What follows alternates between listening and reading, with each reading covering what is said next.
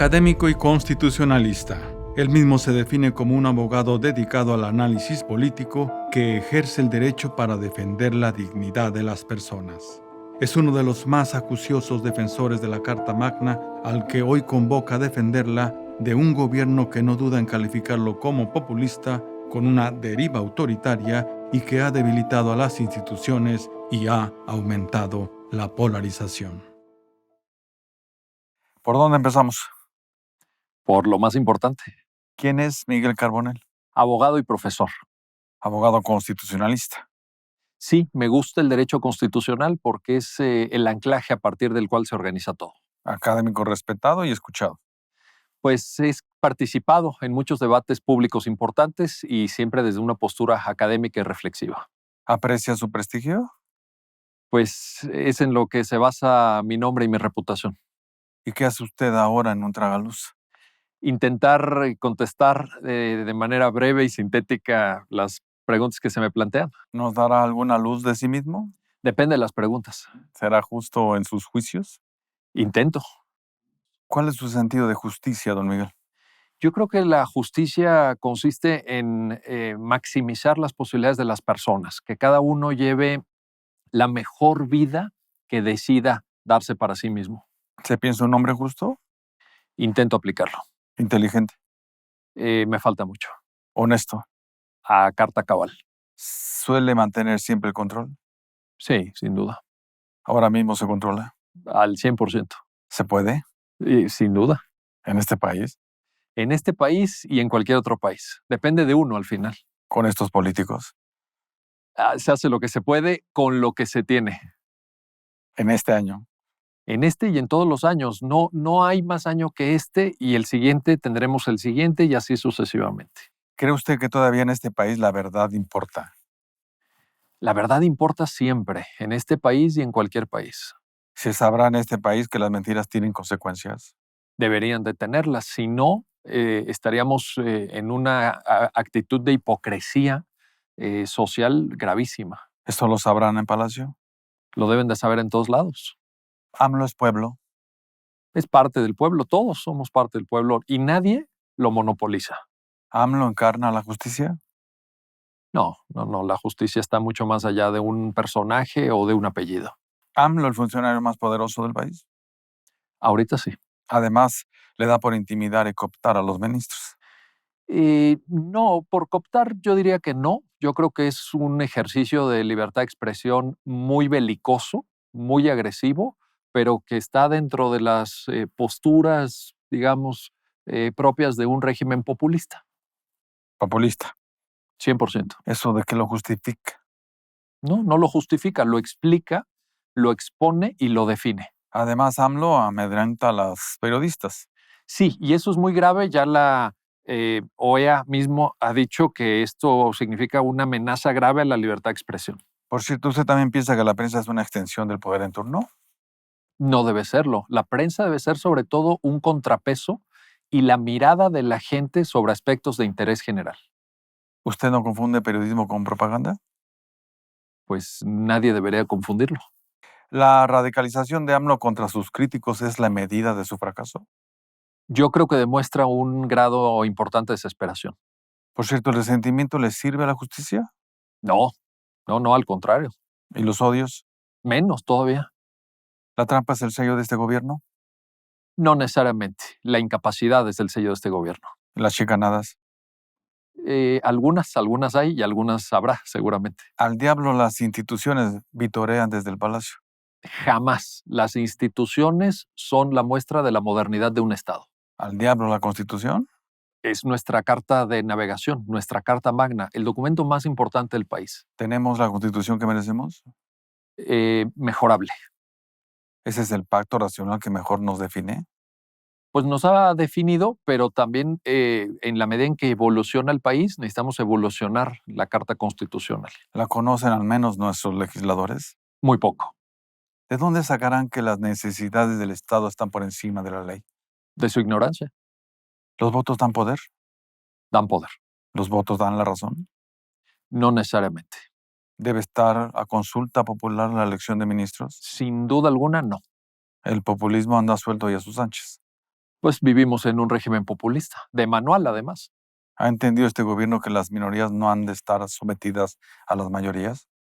No, no lo he entendido. No, en esa lógica creo que todavía tienen mucho por aprender.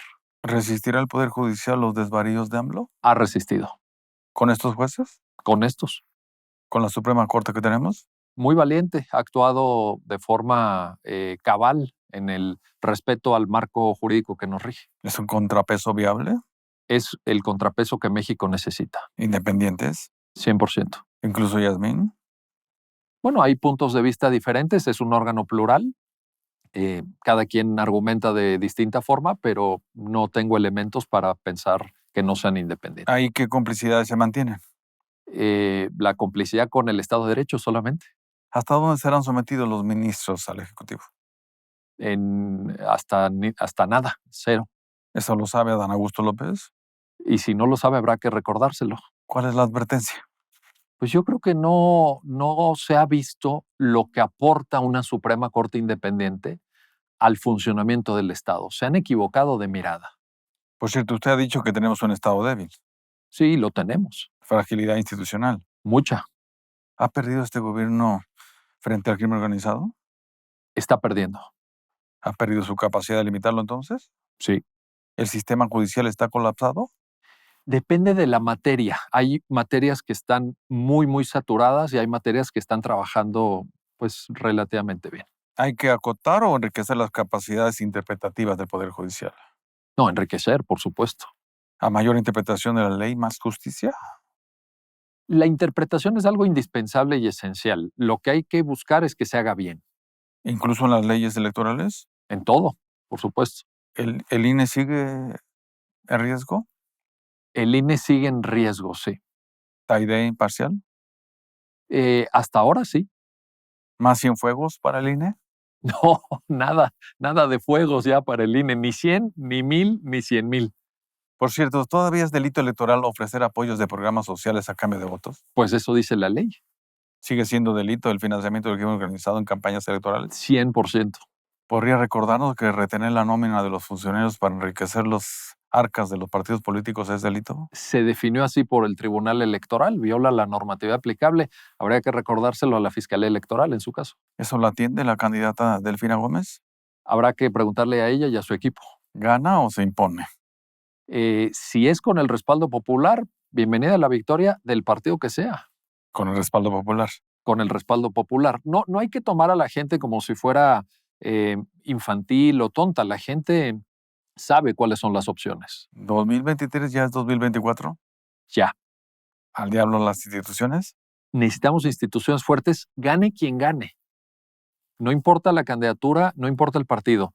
Va a necesitar gobernar con instituciones fuertes. ¿Usted también ve ánimos autócratas? Sí hay una deriva autoritaria.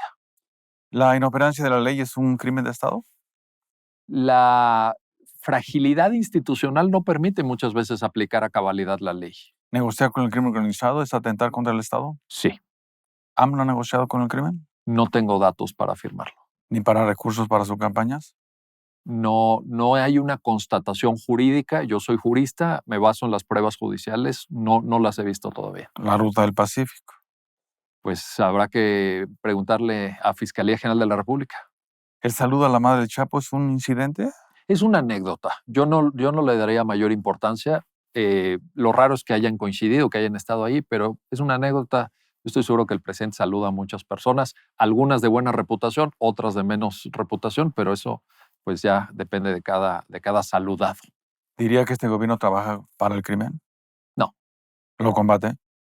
Pues en alguna medida, pero con poca efectividad. ¿En la Suprema Corte o la Suprema Corte está coludida con el crimen? 100% no. ¿Cómo lo sabe? Pues porque no hay ninguna evidencia que lo demuestre. Yo Garan- solamente creo en aquello que veo y que está probado. ¿Garantías de libertad de juicio en los ministros y tribunales? Sí, con el matiz de que a nivel de justicia local necesitamos fortalecer la independencia. Sigamos serios. ¿Qué define el Poder Judicial en este sexenio? A nivel federal, la independencia. A nivel local, muchas necesidades no satisfechas. ¿Y qué define al gobierno de AMLO? Es un gobierno populista de libro, de manual. Sigue paso por paso los manuales populistas. ¿Cuál ha sido el mayor daño jurídico hecho por este gobierno? El desprecio a la Constitución. ¿Cuáles son los casos constitucionales en los que realmente se juega el futuro del país? Yo creo que hay un tema importante de militarización, por un lado, y luego casos menos vistosos de opinión pública, pero que tienen que ver con los derechos de las personas. El futuro de este país al final del día somos nosotros, cada uno de nosotros, con derechos. Y eso está en la arena judicial también hoy en día. Los dictadores andan libres y a sus anchas. En una lucha con las instituciones de la democracia liberal clásica que están resistiendo de momento. ¿Podría AMLO enviar una iniciativa de reforma constitucional para desaparecer la Corte y configurar otro tribunal? Sí podría. ¿Le dará tiempo al presidente saber que el castigo no es venganza? No sé si tiempo, pero tendría que tener la inteligencia para diferenciar esos dos conceptos. ¿La justicia son vendetas, don Miguel? Nunca. ¿Hay justicia en la desigualdad? No. ¿Hay justicia en la manipulación política? Jamás. ¿La opacidad gubernamental fomenta la corrupción? Sin duda alguna. ¿Hay que defender al INAI? Y sí, porque es producto del trabajo de la sociedad.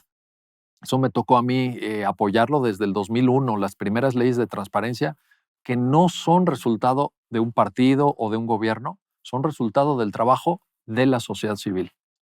Vuelvo. ¿Hay democracia sin ciudadanía? No, porque la definición de democracia es el gobierno del pueblo, es un elemento esencial. ¿Qué ciudadanos construye este gobierno? Pues de momento un grupo de ciudadanos que vive de programas sociales y que ve mermada su autonomía personal por ello, creo yo. ¿Sumisos? Pues en alguna medida en la medida en que dependan de estos programas sociales. ¿Qué ciudadanos requiere nuestra democracia? Ciudadanos que todo el tiempo estén hablando entre ellos. Ahora le pregunto, ¿qué ciudadanos ha construido el sistema de justicia en este país? Pues ciudadanos con derechos. Derechos que a veces tardan en llegar, derechos que llegan parcialmente y no integralmente, pero ciudadanos empoderados y con derechos, Sí. en alguna medida. ¿Vigilantes de la ley?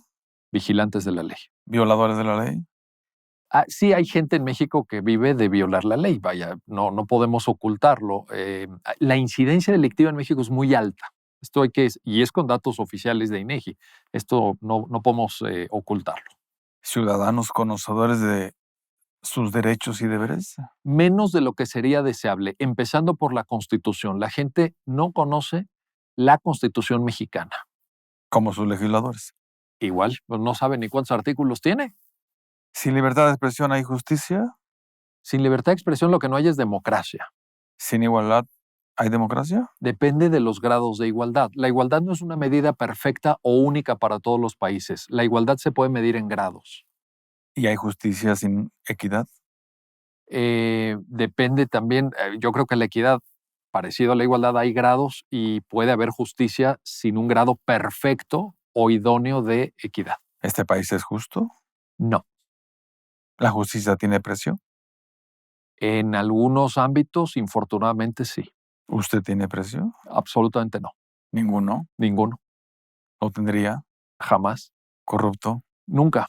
¿Nunca lo ha sido? Nunca lo he sido. No tengo ninguna necesidad. ¿Ni por omisión? Ni por omisión, ni por acción, ni en sueños, ni estando despierto. ¿Ni con silencios? Tampoco. ¿Lo han extorsionado? Nunca. ¿Intimidado? Jamás. ¿Hay alguna razón para que gente de su equipo lo señale de corrupto? Pues que yo sepa, no, pero bueno, cada quien tendrá su punto de vista, pero no. Pues, ¿qué tipo de abogado es? Pues un abogado dedicado al análisis, a entender la realidad y a usar el derecho para defender la dignidad de las personas. ¿Con título propio o plagio? Lo dejo ahí. A lo mejor llega a ser ministro. No está en mis planes. En fin, ¿sigue pensando que es arcaico nuestro presidencialismo?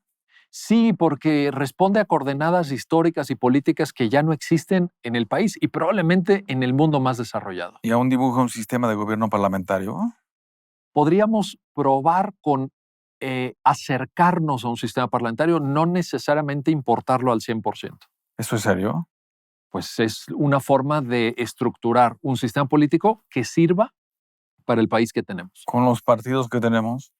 son de un grado de incivilidad y antidemocráticos difícil de superar y probablemente algunos de ellos incluso hasta corruptos, pero esos son los partidos que realmente existen y con ellos hay que trabajar. ¿Quién le dijo que el sistema parlamentario por sí mismo genera buenos líderes?